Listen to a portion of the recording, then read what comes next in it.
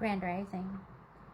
So, what I'm about to speak isn't for the weak, and what is spoken is only for minds that are wide open. Oftentimes, when people meditate, they get into a quiet state and they might use mantras for meditation. Well, I'm odd and I'm very neurodivergent, and so the way that I meditate is a bit different. This is very personal and vulnerable, but I'm about to allow you guys to enter my mind for a moment and look through my lens, because meditation for me, because I've realized that the ego is a social tool. It's a social tool I need in order to interact with other humans and human. But I realize I see it for what it is, as a tool. And so because I recognize my ego as a tool, I am able to step outside of it. Not only am I able to step outside of the confines of my ego, but the way that meditation works for me is I like to step outside of my consciousness. And I know that that sounds odd, but I like to observe my awareness. I like to observe myself observing. I have not always been able to do this, but it is something that I am able to do now. And it is from this space that I'm able to spiral out to some pretty significant levels. And while I don't have all the answers and I don't know everything, because I am both the student and the teacher and I'm learning every day, there are things that I see when I meditate, when I spiral out, when I observe myself observing. And I want to share a thought path or something that I see. So here in the 3D physical, even as a starseed, even as a spiritualist, we might talk about, like, spiritual warfare. We talk about, and people who are aware of what energy work is, and that everything is energy, and so energy can be utilized and manipulated. It can also be weaponized. And those who are energy sensitive are aware that there are lower dimensional forces that utilize it as a weapon, and there are multi-dimensional forces that are utilizing it to rebalance and mediate what has been done through the energetic weaponry utilized by these lower forces. Well, in my meditative state, things get a lot simpler. And again, it's from this state where I step outside of my ego, so I'm no longer a person. I like to step into a place of just pure consciousness. And I see a lot there. And something that I see is when I spiral out, I view Source, the universe, as one body. And I like to make dual comparisons between the time spiraling all the way in and spiraling all the way out. And so when I think of Source, I think of the human body. And you know how we have blood, we have organs, we also have cells, we have microorganisms, we have all of these tiny networks within our body.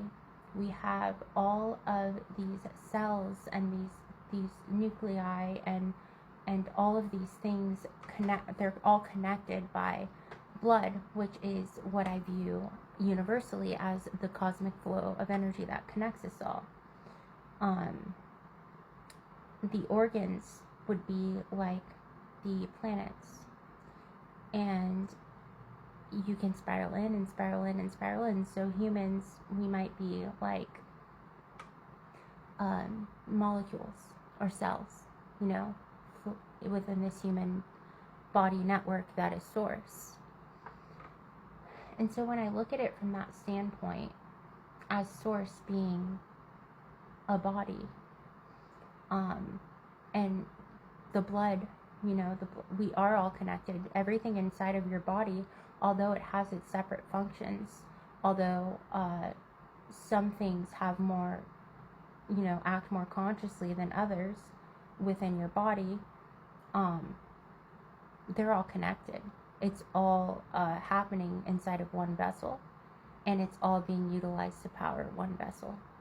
And so when I think of source, when I think of the universe, I think of everything within the universe as being part of that one body, and the cosmic flow of energy that connects all things is like the blood, and, you know, encapsulated inside of this cosmic vessel.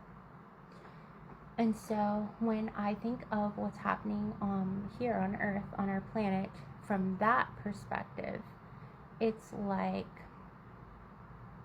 what does your body do when you are ill? When there is a virus? When there is an illness? Well, what will happen is your body will start creating medics, or that might be plants, but it works either way. Either way you look at it, it works. So when plants get sick, or they're ill, there will be medics that sprout up around the plants. When a human gets ill, there will be antibodies created in order to fight the sickness, to fight the illness. Now, what is the purpose of these antibodies? What is the purpose of these medics? It is to to rebalance the system, to rebalance things into a state of health, so that the human body can function in the way that it is intended to function. The same can be said about Earth, what's happening on our planet, and what's happening cosmically. There is a virus, there is a sickness here on Earth. And so there are, and this sickness has manifested from these lower dimensional energies, and they've made Source sick. They've made Earth sick. Gaia is sick. And so what happens when a body is sick or an organ is sick? The body creates things to fight the sickness, to heal the body. And so that's how I view starseeds and light workers. We're like the medics. We have been manifested in and onto Gaia in order to create balance, in order to heal, in order to rebalance the system so that it can function the way that it is naturally intended to function.